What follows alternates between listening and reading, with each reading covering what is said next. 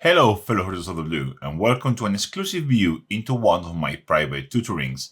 In this case, my student couldn't make it, but he asked me to record this session instead. I think it's a really interesting topic, so I asked him if I could edit it and show it to you all. So with his approval, here is the review and fix of a bust in which the student was stuck. We started painting this bust together, but after playing around with it on its own, he needed a bit of coaching on where to go next. If you feel like you are stuck in your mini painting progress or want to start your journey into getting to the next level, go and check my Patreon link in the description or in the pinned comment of this video. Let's get cracking. So as we talk about, I'm going to do the review of this lovely bust that you shared with me. And the first thing I see is there is a little bit of, let's call it confusion on where the light is coming from. Let me show that to you. It's very clear that we have some directional light. My guess is something coming from this sort of direction, which makes sense on this side of the face. That's quite well rendered. But there is some issues on the highlights and shadow placement, sorry. My main concern is this area here, this area under the mouth, and maybe a little bit on this area here. In this area here especially, I see, let's see if I'm recording. In this area here, I feel like this is too much. It's too hard of a shadow. I really like this side of the face. But then we are missing a little bit of shadows on this side, underside, his lip. You can see that the shadow shape is leaning towards this side here instead of this side here. So we are going to shift this shadow there. That will be our first step, so we have that done. I personally don't really like this brown color you used, but I'm guessing that's what came in the set, so I'm not going to touch it. So what I would do is focus this shadow, there you go, better, onto this side more. You can also increase the shading with the darker brown on this side of the face. As I was talking to you during the class, the colors themselves really don't matter that much. What really matters is how do you apply them. So we can increase the brown on this side of the face, something like that. That's already looking better. Look at the difference. It's already looking more natural. And we can take this pinkish hue and just apply it on this side.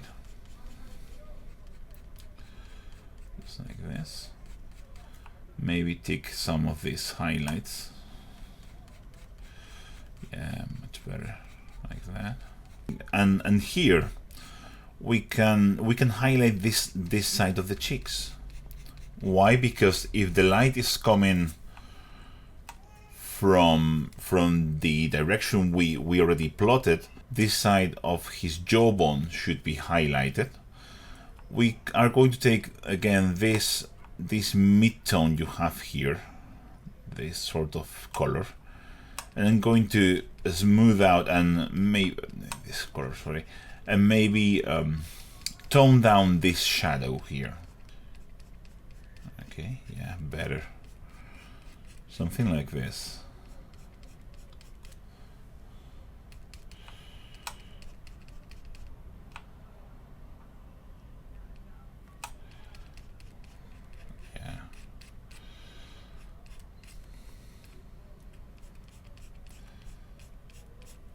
Like that. You see, I'm increasing the highlights on this side a little bit more.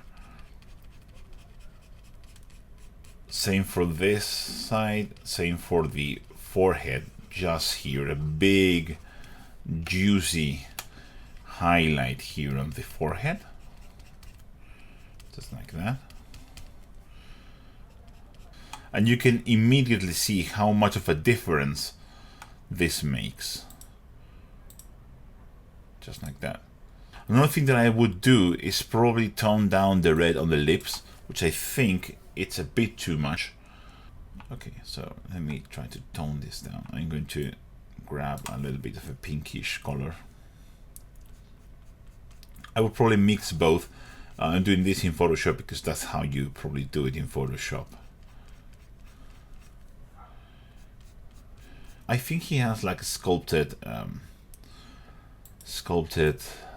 what's the name of the thing? Eyebrows. So why don't we block in all of those details with a different color? And just going to paint the eyebrows.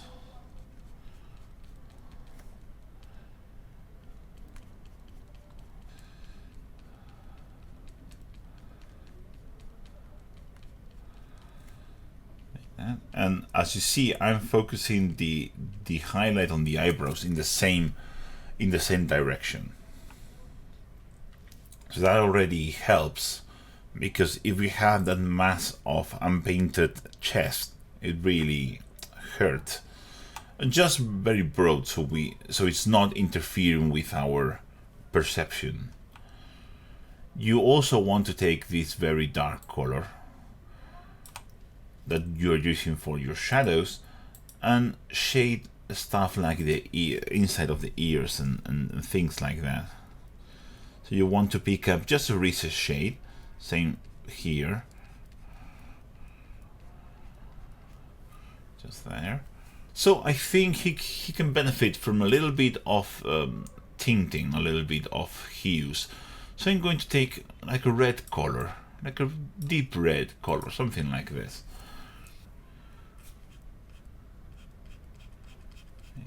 And I'm going to shift places like the nose and the ears, especially. For men, those two are the most important bits.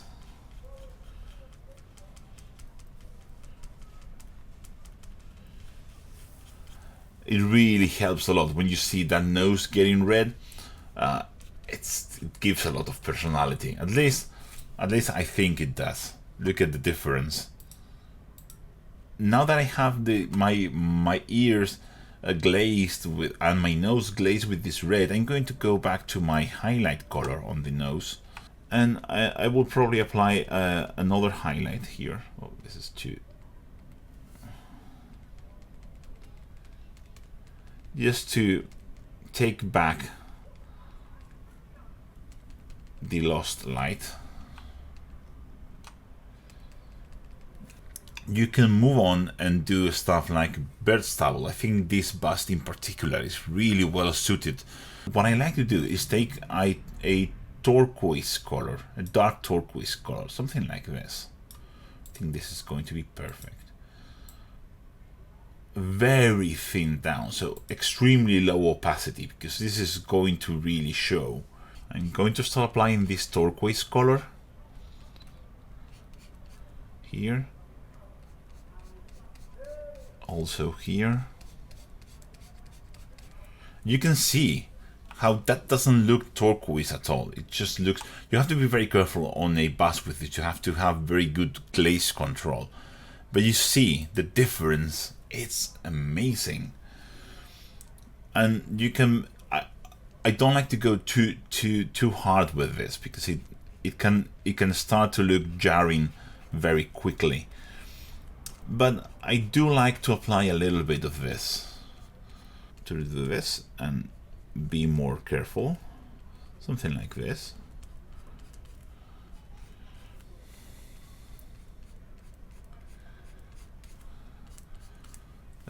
So now we can see that this source of light is consistent all across the bust.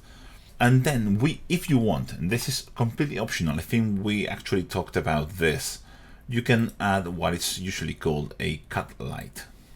And what color you use for your cut light is irrelevant, really.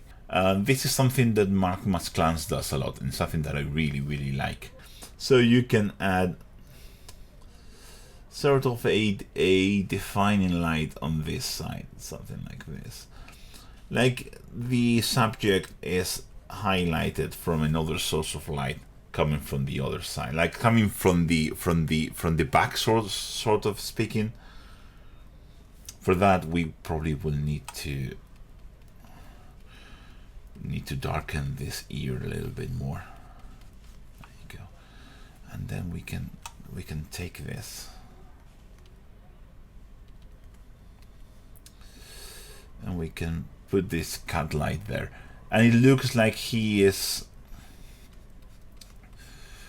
being like backlighted with a source of light. And this is optional, of course, but I really like how that looks. That's a very personal thing, but I think it looks amazing. Of course, you don't have to do that. The price you are paying for that is that if you turn the bust onto that side, it's not going to look good. This is for busts that are just designed to be looked in a very specific direction.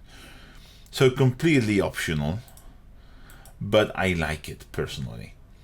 So whether you want to do it or not is totally your choice, but this is essentially what I would do. And there you go. That would be my rendition of the bust for you.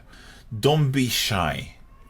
Paint big volumes. You were on the right path, and as we talked about in other lessons, and the only thing you need to do is just push yourself a little bit more. Have a little bit more confidence on your brushstrokes, on your gut feeling. So I hope that was useful, and I will catch you in the next lesson.